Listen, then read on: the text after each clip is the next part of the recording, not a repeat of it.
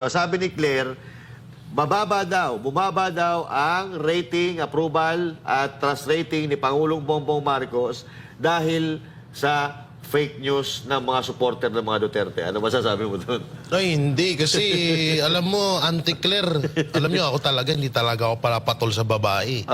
Pero dito, kapag talagang may pagkatanga talaga, minsan naiinis na ako eh.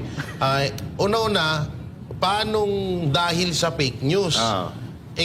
Kaming mga Duterte supporters, may katibayan kami na ang fake news yung presidente mo. Yo. Gusto mo, ipapakita ko pa sa iyo eh. Ayan. May video dyan na fake news siya. Oo, mamaya papakita natin diyan pag nahanap nila. Katulad dito, panoorin mo to, Auntie Claire, panoorin mo to. Yan. Panoorin mo. Dito ay 2,400. So sa 2,400, hindi naman po ito nagre-reflect ng sentimiento ng kabuuang more than 100 million people or Filipinos in the country. But dahil nga nakita at nabanggit natin itong mga fake news, sumasalamin din po ito sa impluensya ng mga fake news na nagkakalat.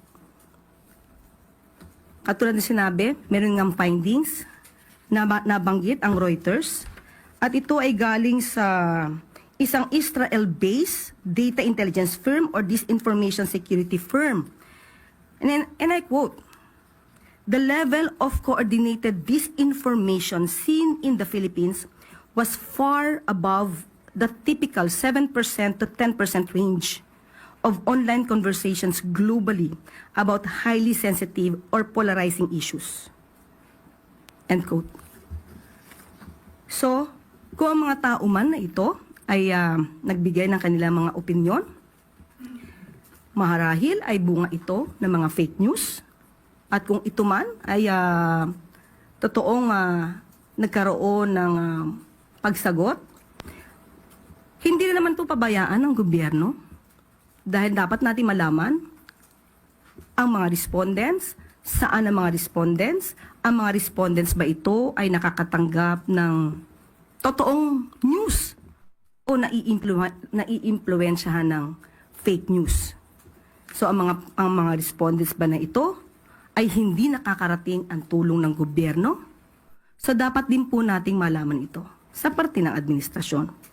At kung ano man po ang nagiging desisyon ng Pangulo at ng administrasyon, at ito'y magre-reflect sa isang survey na naisin pa rin po at ipapatupad pa rin po ng Pangulo kung ano ang nasa batas, kung ano ang tama, at hindi kung ano po ang sasabihin sa isang survey. Yan tayo, Ate Claire eh. Pag maayos ang resulta ng survey, tuwang-tuwa kayo. Pero pag negatibo ang resulta, todo din ay 5,000 flood control project na sinasabi niya sa zona niya din. Tapos, after ng zona niya, na-fact check din ng kalikasan. Wala siya may sagot, nabangga daw yung flood control ng barko. Kung mayroong 5,000 na flood control project, hindi sana babaha ng ganito. Hindi sana babaha ng ganito sa Pilipinas, sa Bicol, sa Maynila, at kung saan panlugar. Pangatlo, yung diyan sa KOJC naka-fake newsan. Yung nag-field trip, yung 5,000 pulis diyan sa KOJC, nag-field trip sila diyan ng 16 na araw. Sinasabi ng Pangulong Bongbong Marcos Jr. na walang baril. Samantalang, andun kami, mga naka-full battle gear, ayan nakikita nyo sa video. Tapos sasabihin, walang baril kahit isa. Numero 1, fake news. At panghuli, yung bigas na tig-20, nasaan na? Yun ang fake news. Kayo mismo, diyan, sa Malacanang, kayo ang unang-una na nagpapalaganap ng fake news. Tuloy mo, parang Jay. CRD. Sige. Gusto mo? Yun. Nasabi mo na kasi. Yun, tawag dito. Totoo naman yung sinabi ni Master Judea. Ang dami talaga, sobrang daming ka-fake newsan ni Marcos. Yun nga, yung flood control, yung sa bigas, yung sa anong pangalang master yung sa Yolanda. Yolanda. Diba? Dami niyang fake news pa doon na sinisisi niya ngayon dating mga niya doon. Sabi ni ang unang-una doon napunta doon si Tolentino. Si Tolentino. Tsaka yung sinasabi niyang hindi pa daw tapos. Ang laki pa daw ng kailangan ayusin sa Yolanda sa mga nasalanta. So isa din yun, no? So alam nyo, sobrang ka-fake newsan ni Marcos. Ito yung masakit eh. Ikaw yung gumagawa ng katarantaduhan, ikaw yung gumagawa ng ka-fake newsan, tapos kayo yung nasasaktan. Correct. Anak ng teteng naman, yun ang hirap sa inyo kasi biruin nyo, ibinigay nila si Pangulong Duterte sa ibang bansa. Kapwa Pilipino natin ho yun. Sino ba naman hindi magagalit sa inyo ng mga Pilipino na ipamigay nyo yung kapwa nila Pilipino? Yun. Doon na lang talaga. Alam nyo, isa yan sa isa sa mga itinaas ng trust rating ni Vice President Sara Duterte. Yang ginawa nyo kay Pangulong Duterte. Tsaka ito, bilib ako kay Marcos.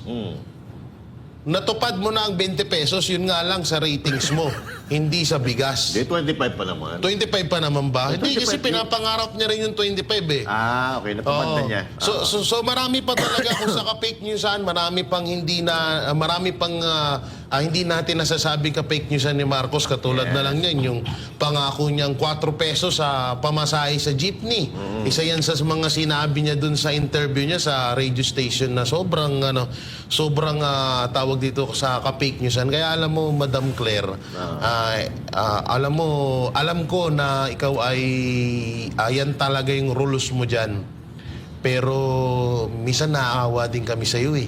Ang hirap magsinungaling, no? Tsaka ang hirap pagtakpan ng mga mali, no? Kasi biruin mo, yung taong hindi na presidente ng Pilipinas, mas mahal siya ng taong bayan. Aray. Kaysa doon sa mismong presidente ng Pilipinas. Ang sakit nun. Kaya siguro kada may mga ganyan napapanood si Marcos Jr., baka nagsusuntukan sila ni Lisa. Ay, sorry. Huwag ganun. Baka nag-aaway. Hindi, baka... Napanaginipan mo ata eh. Napanaginipan ko yun eh. Ganun lagi. Pero real talk yun Yung masakit talaga sa pakiramdam yun. Kaya naiintindihan namin ikaw, Madam Claire, kung gaano ka magsinungaling ngayon at pagtakpan mo yung mga pagkakamali. Katulad yan, inaano mo yung sa ratings. Ramdam namin yung nararamdaman ng boss mo. We feel you. I feel you. I feel you. Parang RJ. Okay. Bago ako mag-umpisa, shoutout muna dun sa mga galit na galit dyan sa comment section kay Claire. Nagurgur. Galit na galit eh. Kahit yung signal daw, nagagalit sa kanya. At ang natutuwa lang dito kay Marcos, siguro itong mga kakampi niya. Tsaka yung siguro yung mga adik. Yung mga bulag. Lalo na yung mga congressman. Yun. Yung mga tropa niya, mga At ang fake news ngayon is yung katotohanan na. Hindi kagaya nung panahon ni Pangulong Duterte, ang fake news yung kasinungalingan. Ngayon, ang tinatawag na ngayon ni Claire na fake news yung mga katotohanang nangyayari. Yes. Hindi nila actually inamin mo na nga na kaya bumaba yung bumaba si Marcos. Talaga naman bumababa. Kahit sinong tanungin mo, magagalit eh. Anong bukang bibig ng mga tao pag sinasabing okay pa ba sa'yo si BBM? Naku, hindi. Pag natupad mo yung pinangako mo na 20 pesos na bigas, talagang matutuwa kami sa'yo. Pero kung patuloy na magiging mahirap ang kalagayan ng mga Pilipino, wala talaga mangyayari. Babagsak at babagsak. Baka bumaba ka pa ng todo. Baka maging 20. Ayun ang maging 20. 20% pangarap niya yun. Pangarap mo. Maging 20% na lang ang ratings mo. At isa pa, siguro, ang trabaho kasi nito ni Claire, hindi natin alam kung bakit.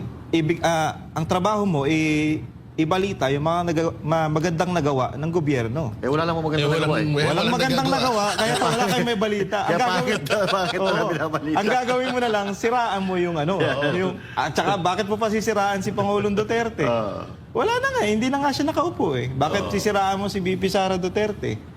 Wala na nga, BP nga lang yan eh. Di ba ang BP pag na disgrasyang siya ang papalit. So bakit ka nanggigigil dun sa mga hindi naman sa masasabi natin na hindi naman kalaban pa ni Marcos ngayon kasi nakaupo pa siya. Kaya nakakapagtaka talaga to si Madam eh. Ano nangyayari dito? Tsaka para siya natula lagi. Eto sa akin, inugtong ko sa sinabi ko kanina, yung paglilipat-lipatan, ito si Manny Pacquiao, sinama yung mga PDP candidates. Ang nangyari siguro dito, akala kasi nila, pagka nasa administrasyon ka, matibay ka na, sikat ka na, sigurado mananalo ka. Depende po yan sa administrasyon. Kung sa administrasyon ni Pangulong Duterte ka sumama, mananalo ka. Kasi maraming nagawa yung Duterte administration. Sa ngayon, 3 taon na, Diyos mio, perdon, wala pa tayong nararamdaman doon sa perang inutang ng gobyerno na ngayon ay lubong-lubo na. Pero yung taong bayan, mga ordinaryong Pilipino, wala po tayong maramdaman. Ang gawin ninyo, may 3 taon pa kayo no? May 3 taon pa kayo. Gumawa kayo ng mabuti sa mga Pilipino para hindi kayo mahihirapan ng mga kandidato ninyo. Hirap na yung mga kandidato nyo di ba? Kasi nga, hindi na naniniwala doon sa mga sinasabi noong pinuno ninyo dahil yung mga pinangako niya noong una pa lang na kumakandidato hanggang ngayon, 3 taon na hindi pa rin natutupad. So, pagka ayaw na ng mga Pilipino, napansin ng mga Pilipino na medyo nagpa-fly the butterfly kayo, talagang walang paninindigan ang tingin niya ng mga tao. Dati butterfly kayo, ngayon palaka na kayo kasi patalon-talon kayo kung saan-saan. Kung nasaan kayo makikinabang, nandun kayo. Hindi dapat ganun. Dapat may paninindigan. Katulad ni Pastor Apollo C. Quiboloy. Dahil pinangako naman yan ni Pastor Apollo Quiboloy through thick and thin, sa ibabaw man o sa ilalim, magsasamahan niya si Pangulong Duterte.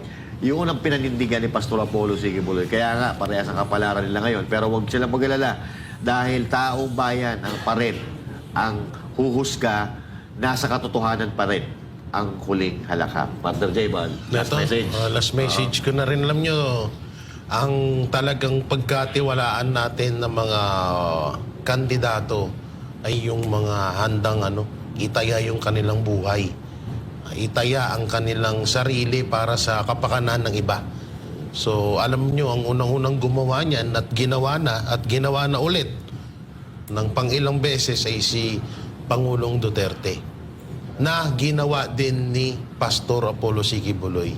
Sinakripisyo niya po ang kanyang sarili para sa kapakanan ng KOJC member, para sa kapakanan ng bawat Pilipino dito sa bansa natin. Siya ang naging mukha po, siya ang naging talagang doon tayo naliwanagan na kung gaano kademonyo ang administrasyong Marcos. Kay Pastor ho natin nakita yun. Kung si Pastor po ay tinanggap niya lang na maging kalaban siya ng mga Duterte, sang-ayunan lahat ng mga kagustuhan ni Marcos Jr. na kagustuhan na ipagawa sa SMNI, na ipagawa na mga fake news, ibalitang mga fake news, puro lang good yung sa lang nila, para lang sa kapakanan nila ibabalita. At etong si Pastor tatahimik lang sa lahat ng nakita niyang kabulastugan at pagnanakaw, kahayupan na ginagawa ng administrasyon sa bansang Pilipinas. Siguro malaya siya ngayon. Pero ito si Pastor Apollo C. Quiboloy, itinayaan niya yung sarili niya para sa kapakanan ng lahat.